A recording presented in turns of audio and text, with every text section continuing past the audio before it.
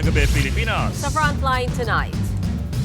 Ilang probinsya sa norte, hinahagupit ng super bagyong Nando. Malakas na hangin at ulan ang nararanasan. Alamin ang update sa galaw ng super typhoon. Independent Commission for Infrastructure sinabing may malawakang pagsira ng dokumento sa DPWH kaugnay ng anomalya sa flood control projects. District Engineer sa Baguio, sinuspinde. Mga nangyaring kaguluhan sa protesta kontra korupsyon, pinag-aaralan kung matuturing bang terorismo. House Speaker Bogie D. pabor na itigil lang investigasyon ng Kamara sa flood control projects. Wala na raw kasing tiwala ang taong bayan sa Kamara. At ang mga celebrity na nakiisa sa protesta sa pamamagitan ng kani-kanilang social media pages.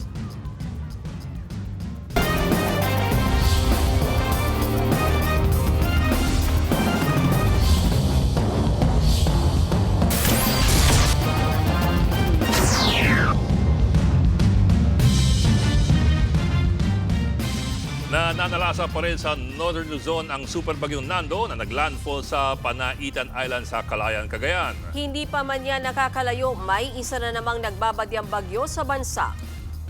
Sa lakas nga ng super typhoon Nando, natakpan na nito sa satellite na yan ang mapa ng Hilagang Luzon. Kita rin ang malaking mata ng bagyo.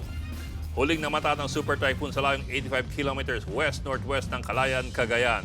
Taglay po niya ng lakas ng hanging abot sa 215 km per hour at pagbugsong 265 kph. Signal number 4 ang pinakamataas na storm signal. Kabilang dyan ang Babuyan Islands at hilagang parte ng Ilocos Norte at Cagayan. Signal number 3 naman sa Batanes at natitirang lugar sa Ilocos Norte, Apayao at Cagayan.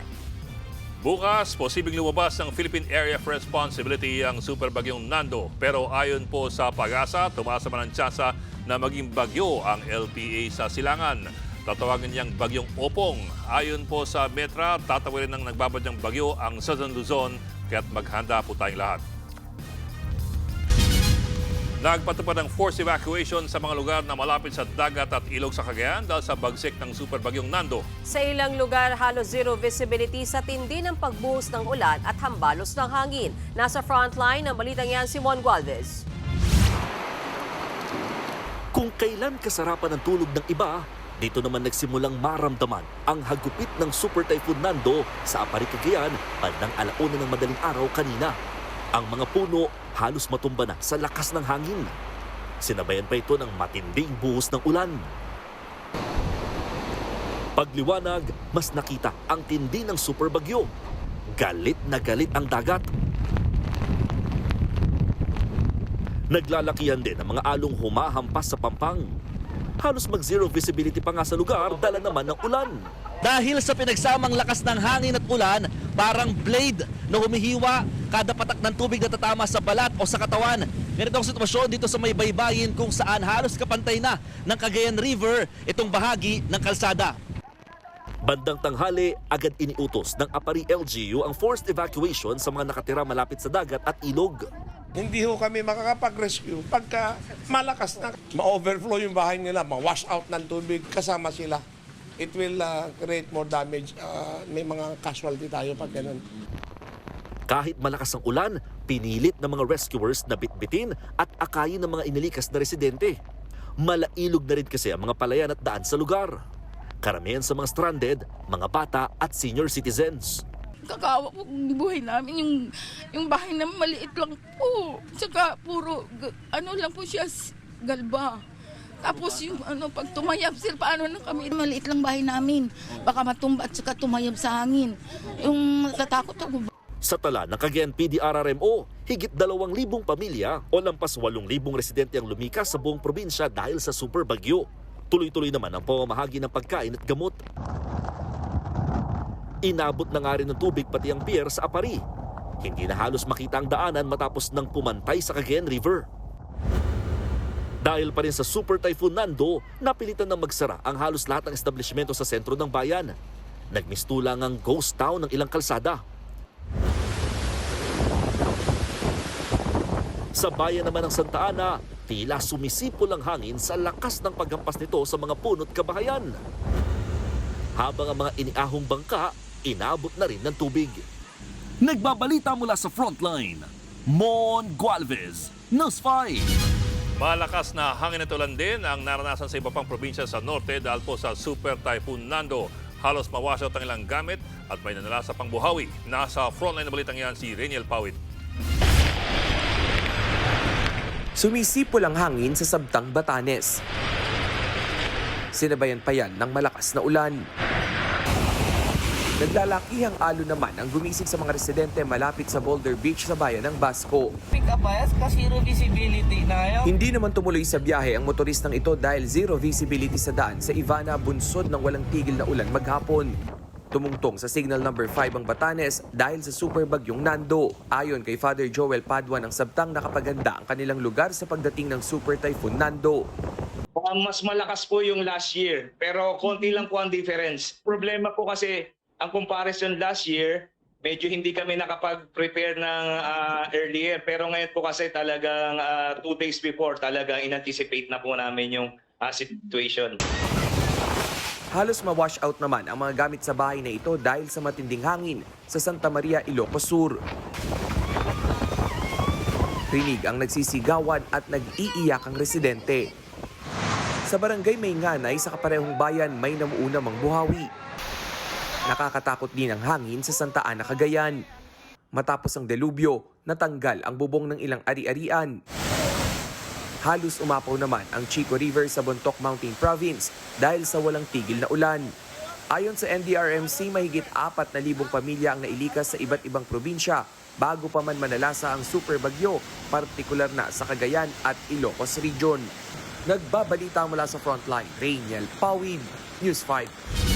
Malayo man ang bagyong Nando sa Metro Manila, hinatak naman niya ng habagat na siyang nagdala ng ulan at baha sa NCR sa maghapon. Sa pool sa video, habang ipinipilit ng motoristang yan na idaan ang kanyang sasakyan sa malalim na baha sa Araneta Avenue, Quezon City. Sa Araneta Avenue pa rin, corner Maria Clara na palusong sa baha ang ilang pauwing empleyado. Sumemplang naman ang dalawang rider na ito sa Finance Road corner Taft Avenue sa Maynila dahil sa madulas na kalsada. Para naman parking lot ang kahabaan ng EDSA Show sa Mandaluyong, walang galawan ang masasakyan dahil sa ulan.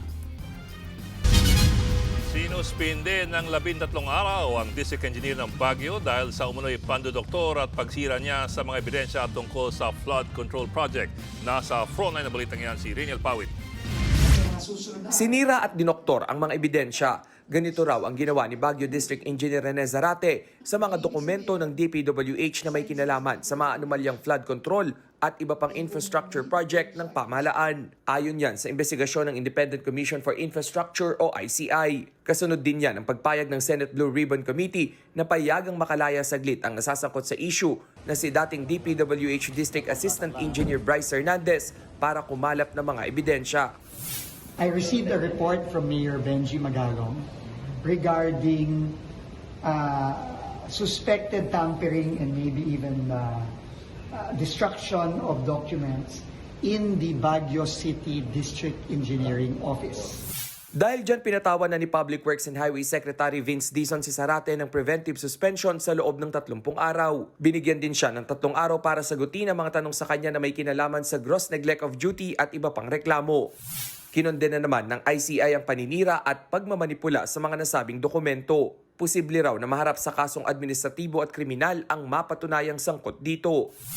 Sa gitna niyan, ipinag-utos din ni Dizon sa lahat ng opisina ng DPWH na isumite ang lahat ng dokumento tungkol sa flood control projects at government-funded infrastructure sa nakalipas na 3 taon. Bukod dyan, inatasan din ang mga regional director at district engineer na siguruing handa maging ang mga datos ng mga proyekto sa nakalipas na 10 taon sakaling hingin ito sa kanila. Babala ng kalihim sa mga hindi susunod. Kung ano yung nangyari kay Rene Zarate, mangyayari sa kanila. At sige, kakasuhan namin administratively at criminally at sila ay immediately isususpend at pag napatunayan yung kanilang ginawa, sila ay immediately madidismiss. Ngayong araw din nakipagpulong sina Senate President Tito Soto at Senate Blue Ribbon Committee Chairman Ping Lacson sa ICI. Isinumite ni Lacson sa ICI ang 13 folders na naglalaman ng mga katiwalaan na may kinalaman sa flood control projects. Andon talaga tampering, yung paano doktorin yung mga papeles para makasingil kagad, falsifying documents, mga ganon. Ibinunyag naman ni Lacson na biglang sumulpot ang Criminal Investigation and Detection Group sa bahay ni Hernandez nitong Sabado habang kasama siya ng ilang Senate Sergeant at Arms. Operation ng Senado. Nagulat nga ako na biglang may mga CIDG pero umalis din naman. Isusurrender daw dapat ni Hernandez sa Senado ang kanyang computer pero nagbago raw siya ng isip. Medyo nagbago yung isip ni Bryce Hernandez. Hindi agad niya turn-over yung computer. Pinaselyuhan nila. So sealed na yon, hindi na pwedeng galawin yon. Kinumpirma rin mismo ni Senate Sergeant at Arms General Mau Aplasca na hindi na ita-turn over sa kanila ang computer ni Hernandez base na raw sa abiso ng kanyang abogado. Sa halip sa ICI na raw ito dadalhin. Sa isa namang mensahe, nagbabala si Lacson na babawiin nila ang legislative immunity kay Hernandez sakaling hindi isurrender ang computer sa komite. Hindi rin daw nila irerekomenda na isa lang siya sa Witness Protection Program. Nagbabalita mula sa Frontline, Rainiel Pawid, News 5. Pinagbabato ng mga nakaitim na relihista ang mga pulis sa Mendiola, Maynila, pati nga ang miyembro ng media, hinaras. Nasa frontline ng balitang yan si Gary De Leon. Katatapos lang ng programa ng Grupong Bayan nang biglang may umalingangaw na paputok sa Mendiola, Maynila.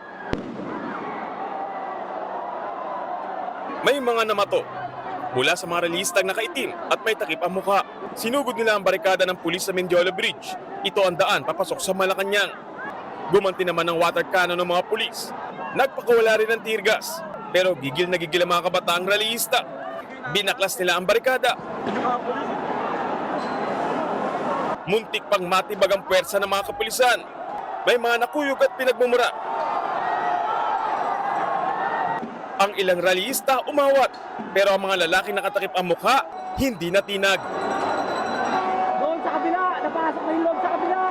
Nang makakuha ng pwersa ang mga pulis, Nakalabas tayo mga pulis ulit.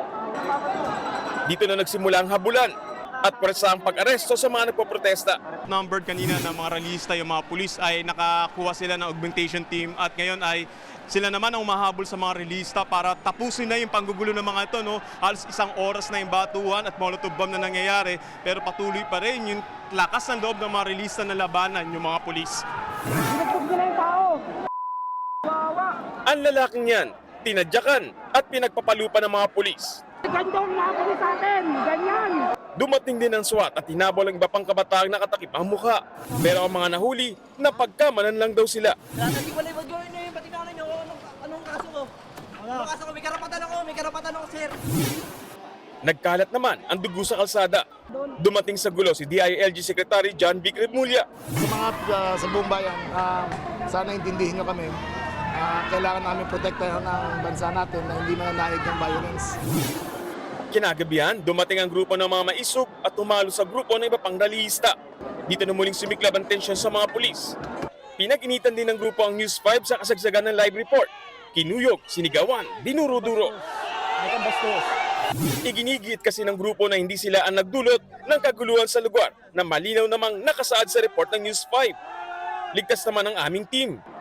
Nagbabalita mula sa Frontline, Gary De Leon, News 5. Pinag-aaralan ng gobyerno kung matuturing na terorismo ang karasang nangyari sa rally sa Manila kahapon. Ayon sa DILG, may ideya na raw sila sa mga grupong nasa likod ng riot. Higit 200 relista ang nahuli ng Manila Police. Intensyon daw ng mga ito na sugurin at sunugin ang Malacanang. Posible silang kasuhan ng arson at sedition. We had into report and that's why an additional phalanx of security was introduced into the roads leading to Malacanang. We knew that they would attempt.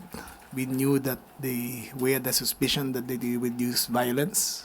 Pero ang directive talaga ng ating Pangulo is use maximum tolerance.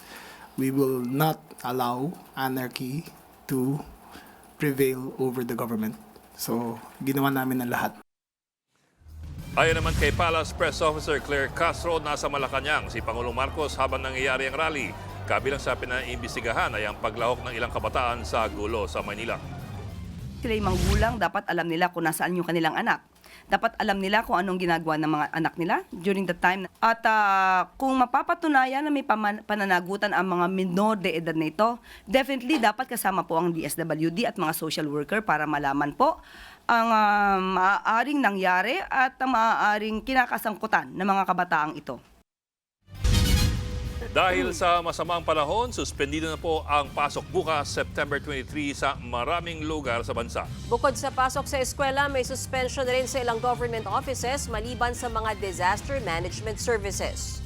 Kabilang sa nagdeklara ng class suspension ang probinsya ng Ilocos Norte, Ilocos Sur, Abra, Apayao, Batanes, Benguet, Cagayan at La Union. Suspendido na rin ang klase sa lahat ng antas sa Baguio City, Montalban, Rizal, San Fernando, Pampanga at Masantol, Pampanga. Gayon din San Juan City, Marikina at Patero. Suspendido naman ang in-person classes sa lahat ng antas sa Mandaluyong, Valenzuela, Manila at Quezon City. Wala na ring pasok bukas sa lahat ng antas sa trabaho sa government offices sa Parañaque, pati na sa Marilao, Bulacan. Suspendido na rin ang klase sa lahat ng antas sa mga lungsod ng Bulacan gaya ng Balagtas, Bustos, Kalumpit, Malolos at San Jose. Pati na sa ilan pang bayan sa probinsya ng Bulacan na nakikita nyo ngayon sa inyong screen. Nag-anunsyo rin ang provincial government ng Batangas ng localized suspension of classes. Ibig pong sabihin, binigyan nila ng direktiba ang mga lungsod sa kanila kung kailangan isuspende ang klase. Makikita po yan sa Facebook page ng Batangas Public Information Office.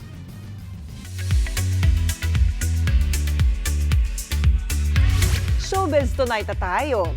From SB19 to Bini hanggang kay Cats IP9 member Sofia La Forteza. Nag-ingay sila online bilang pakikiisa sa protesta laban sa korupsyon.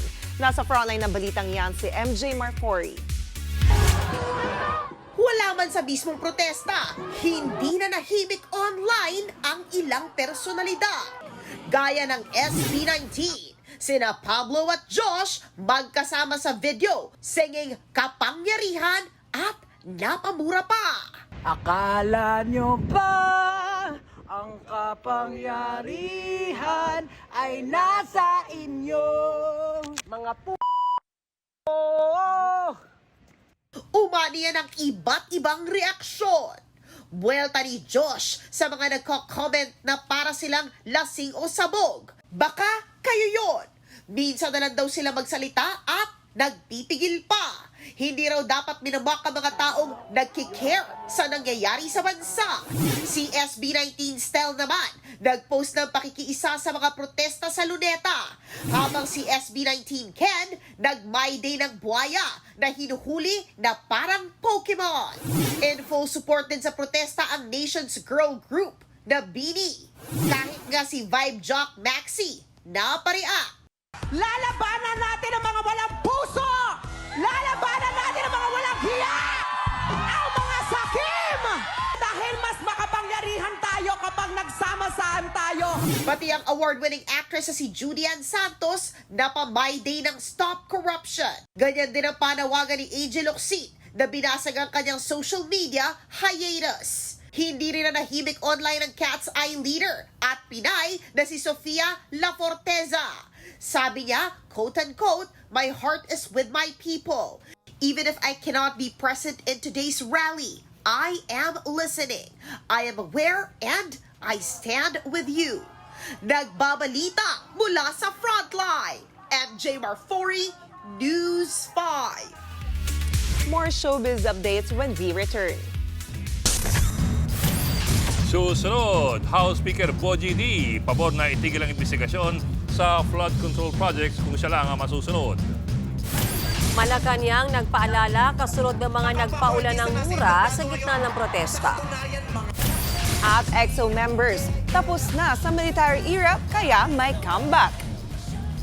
Magbabalik pa ang Frontline Tonight.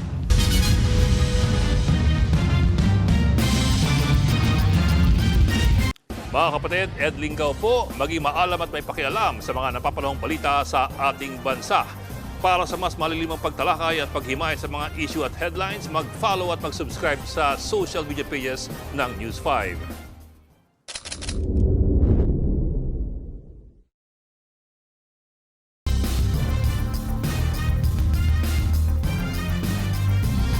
Pabor si House Speaker Bogie D na itigil na ang investigasyon ng Kamara sa anomalya mga flood control projects.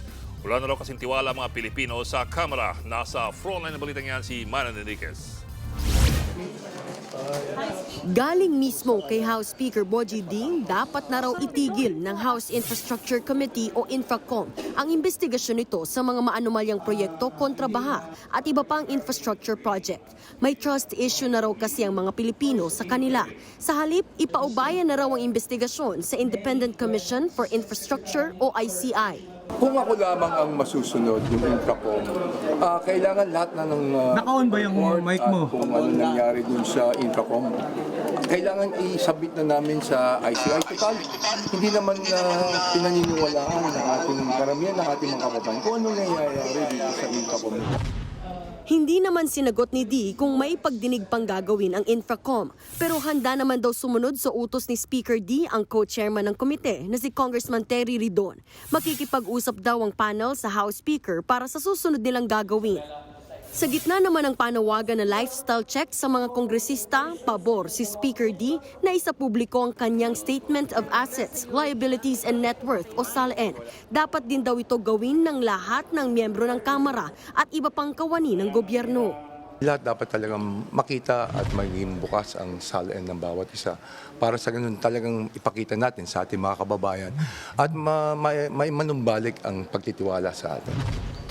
Samantala, nagsimula na ang deliberasyon para sa budget amendments sa House Committee on Appropriations. Sumentro yan sa paglipat ng 255 billion pesos para sana sa flood control projects na inalis sa 2026 budget ng DPWH. Kabilang sa paglilipatan ng naturang pondo ang Assistance to Individuals in Crisis Situation o AICS. 32 billion pesos ang idadagdag dito, kaya magiging 59 billion pesos na ang pondo ng AICS. Dadagdagan din ng 14.8 billion pesos ang tulong panghanap buhay sa ating disadvantaged o displaced workers o TUPAD. 26.5 billion pesos naman ang ilalaang pondo para sa Department of Education, habang 6.6 billion pesos sa Commission on Higher Education. Nakatanggap din ng dagdag pondo ang Department of Health. 26.7 billion pesos ang ilalaan para sa medical assistance to indigent and financially incapacitated patients program. 2.4 billion pesos naman ang ibibigay sa mga ginagawang ospital. Nagbabalita mula sa Frontline, Marian Enriquez, News 5. Samantala, nagkagulo rin kahapon sa rally sa Ayala Bridge. Ang mga nagprotestang nakaitim na matuna, nagsunog pa. Narito ang aking report.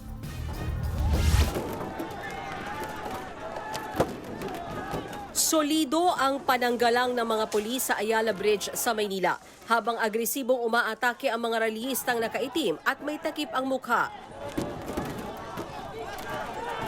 Namatupa ng malaking tipak ng bato. Literal na uminit ang gulo nang magsunog ng gulong ng truck ang mga rallyista. Mabuhay ang Pilipinas! Mabuhay! Sinubukan naman ng mga pulis na pakalmahin ang sitwasyon. Wag na kayong babawi, hayaan nyo na, ibaba nyo lang sila, ibaba nyo. Pero gigil ang mga rallyista. Tuloy ang batuhan. Meron pang pulis na nasubsob, bumangon at binato. Patuloy ring pinagbabato at pinagsisipa ang pansalag ng mga otoridad. Kinuha nila ang mga semento sa winasak na Center Island. Pati nga paso, inihagis. Matapos ang isang oras, umabante na ang mga pulis. Nagpulasa naman ang mga nanggugulo. Ito yung nahuli. Pinagdadampot ang ilan. Sa unang ulat ng Manila Police District, mahigit 50 ang nahuli sa Ayala Bridge. Ang ilan sa kanila, mga menor de edad pa. Dinala sila sa Manila Department of Social Welfare. Ayon kay NCRPO Regional Director Anthony Aberin, posibleng gusto lang talagang manggulo ng naturang grupo. Nambabato sila, nanunog sila, di ang purpose talaga ng pagpunta rito is to create chaos. Yun lang. Ang iimbestigahan natin kung sino yung anong grupo ito at saka ano yung nasa likod nito. Napanood din ni Palace Press Officer Claire Castro ang gulo sa Ayala Bridge sa gitna ng protesta special coverage ng News 5. Hindi to rallyista. Mga tulisan to eh. Nawala silang gustong gawin kundi manira ng gobyerno. Mukhang gusto nilang pabaksakin ng gobyerno. At sino ba yung sanay sa mga ganitong klaseng mga harassment? Sino ba ang gusto nilang iangat dito? They are definitely doing a crime. Dahil nakatakip ang mga mukha nila, masasamang mga elemento to. Inatasan din daw ni Pangulong Bongbong Marcos si DILG Secretary John Vic Rimulya na tignan ang sitwasyon sa Ayala Bridge na malapit na sa palasyo. Habang nangyayari ang gulo sa tulay, nasa ligtas na lugar daw sa Malacanang complex si PBBM. Pinairal naman daw ang maximum tolerance ng mga pulis. Posible raw maharap sa reklamong direct assault, vandalism at destruction of property ang mga inaresto. Tutulang simbahan sa panawagan ni Vice Ganda na death penalty para sa mga korap. Habang ang palasyo naman, nagpaalala sa mga nagprotesta na nagmumura na sa sobrang galit. Nasa frontline na balitang yan si Ian Suyu. Komedyante, pero seryoso ang mensahe ni Vice Ganda kontra sa korupsyon. Gigil na gigil siya sa mga korap. Sinabi niya yan sa rally sa EDSA People Power Monument kung saan malulutong ang mura ng Unkabogable Star. Hindi ko babaitan ang mensahe ko ngayon dahil hindi naman sila mababait.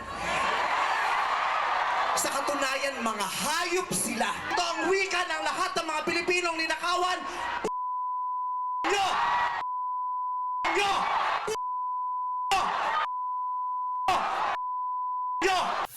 Talaga namang inilabas ni Vice ang kanyang galit sa mga nagnanakaw sa kaban ng bayan. Dahil deserve nila ang galit, ang pikon, at poot ng mga nanakawang Pilipino. Hindi tayo pwedeng kumalma. Hindi ko kayang maging magalang sa kanila. Dahil mga bastos sila. Hindi lang si Vice, kundi maraming dumalo sa rally kahapon ang nagpaulan ng mura. Paalala ng palasyo, walang masamang maghayab ng saloobin pero may responsibilidad din kayong maging magandang ehemplo, lalo na sa kabataan. Ipinaglalaban natin ang tama. Idaan natin sa paraang tama. bukod dyan, nanawagan din kahapon si Vice Ganda ng death penalty para sa mga korap. Bagamat nagpapasalamat kay Vice si Cardinal Pablo Virgilio David, binigyang diin niya na ang mga mahihirap pa rin sa huli ang kawawa sa death penalty. Ang mayayaman kasi kayang magbayad ng best legal defense, kayang mag-delay ng paglilitis, at kayang magmanipula ng sistema, bagay na hindi afford ng mga mahihirap. Nagbabalita mula sa Frontline, Ian Suyu, News 5.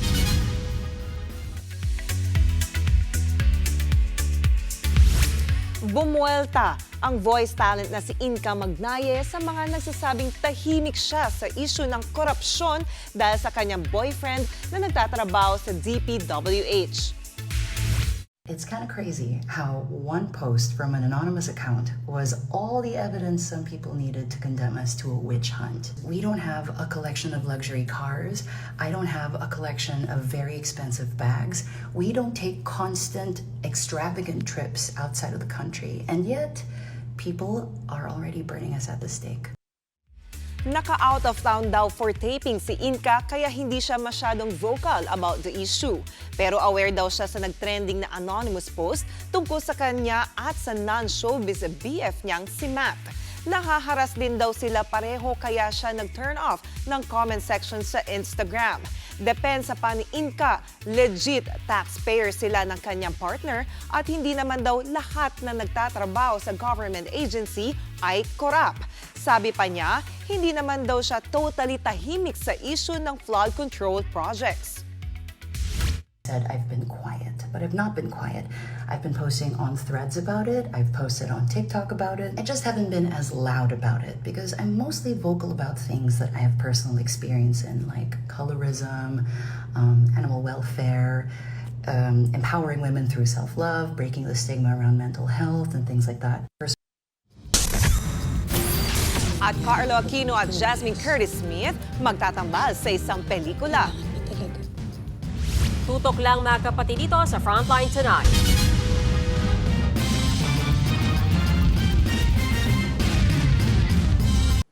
Mga kapatid, Mean Los Baños po, huwag magpahuli sa mga balita at impormasyong dapat ninyong malaman. Para sa mas malawak na balitaan at diskusyon, mag-follow at mag-subscribe na sa social media pages ng News 5.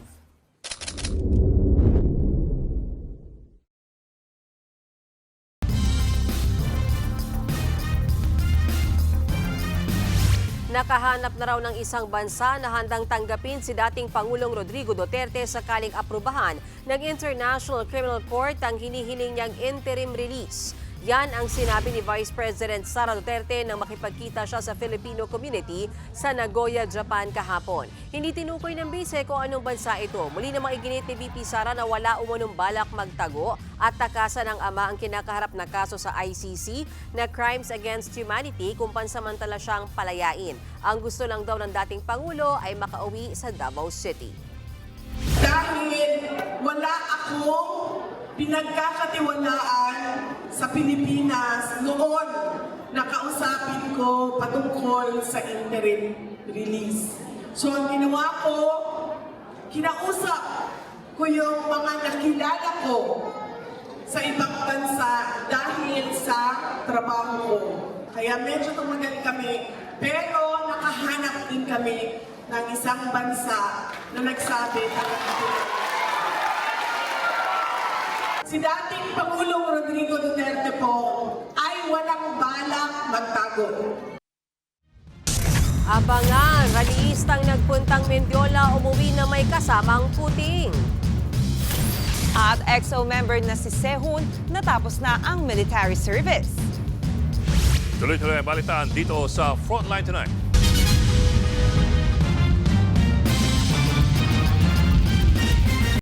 Mga kapatid, Johnny Alipon po, maging updated sa latest entertainment at lifestyle. Huwag magpahuli, mag-follow at mag-subscribe na sa social media pages ng News 5.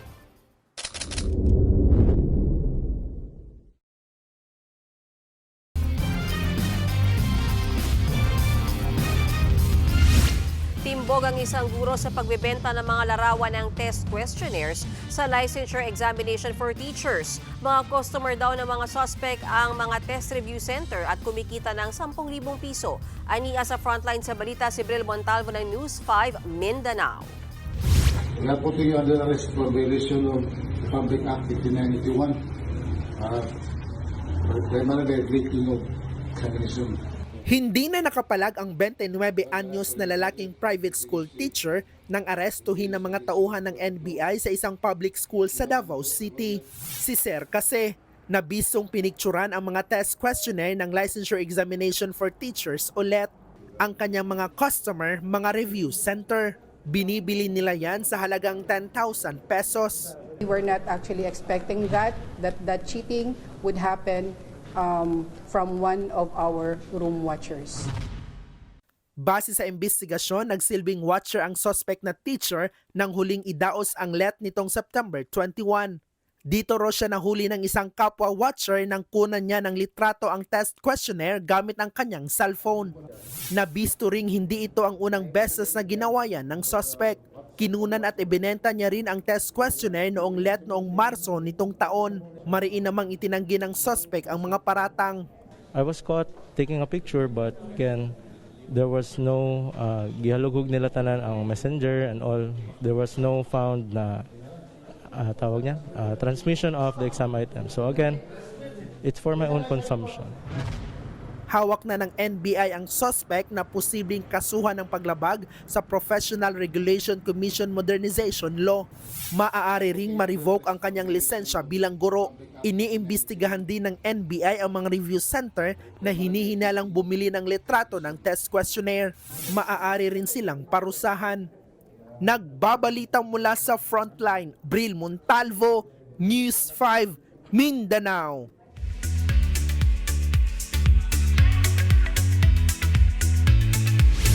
Magtatambal sina Carlo Aquino at Jasmine Curtis Smith sa upcoming movie na The Time That Remains. Ang pelikula ay tungkol sa pag-ibig na walang edad. Kwento ng isang matanda ang babae ng kanyang ageless lover. Kabilang sa cast sina Beauty Gonzalez, Bing Pimentel at Bembol Rocco. Mapapanood ang The Time That Remains sa Netflix this October 16. Kasalukuyan namang napapanood si Carlo Aquino bilang si Matmat sa Pinoy adaptation ng K-drama series na It's Okay to Not Be Okay dito sa TV5. finally, kumpleto na ulit ang K-pop sensation na EXO. Na-discharge na sa military ang nakni o youngest nilang si Sehun. Nag-post pa nga sa Facebook page nila ng solo picture ni Sehun. Thank you for waiting for me. Ang English translation ng caption nito. Nag-groovy pa siya kasamang EXO members na sina Chanyeol, Kai, at Suho na naglabas today ng bagong album na Who Are You? Recently lang na mag-post ang EXO online ng isang poster possibly hinting for their full comeback. This December na yan inaasahang i-reveal. At yan ang latest and hottest sa Frontline Showbiz tonight. Ako si Jenny Alipon. Happy Monday mga kapatid! At para naman sa ating pabaong pampa-good night, nagrally lang, abay umuwi na may kasamang kuting. Yan ang nangyari sa isang rallyista na dumalo sa anti-corruption rally sa Mendiola. Naglalakad daw noon ang rallyista nang may biglang narinig na umiiyak na kuting sa bahagi ng Welcome Rotonda sa Quezon City. Nakita raw ito sa ilalim po ng basurahan. Cute. Agad sinagip ang kuting. Plano siyang dalhin sa vet para ma-check up at sa vaccination. Ang instant fur parent na nawagan ngayon ng tulong sa magiging pangalan ng kuting. Paano niya? Buwaya. Siguro lito-lito siya, no? Yung pusa ka pero pangalan mo, buhaya. Baka hindi siya mag-meow. May paano? Buhaya.